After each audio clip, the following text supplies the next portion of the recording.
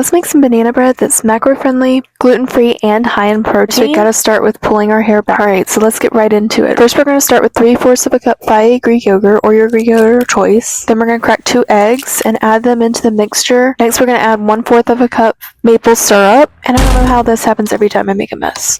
Then we're gonna whisk that together with the little whisk and beat it until it's all combined. Next, we're gonna add 2 teaspoons baking powder, and then 1 teaspoon baking soda, a pinch of salt, a generous dash of cinnamon, 1/4 of a cup brown sugar stevia, and beat that until it's combined. Because I want this to taste good, I'm gonna add some vanilla bean paste. Then it's time to add our bananas. We're gonna add 3 bananas. I started by trying to whisk them up, and I realized that wasn't working, so I went straight into mashing. Then we're gonna add a scoop of protein powder because we need the protein. Next, I'm gonna grab my magic bullet, and I'm gonna blend 2 cups of oat. Blend until they are very fine and no oats are left whole. And then I'm gonna add that into my mix. Then I'm gonna mix that together and another spill, of course. Then I'm gonna measure with love my dark chocolate chips or your chips of choice and mix those together. Then it's time to start adding them into the muffin pan, and I realized the measuring cup was not working. It was just making a bigger mess. So then I grabbed my ladle and I started just filling each one up about like 3/4 of the way full. About halfway through filling them up, I realized it was going to make more than I thought it was going to make. It ended up making 21 muffins. I stuck them in the oven and baked them at 350 for 15 to 20 minutes. And here they are all done. These are a 10 out of 10. I definitely recommend you try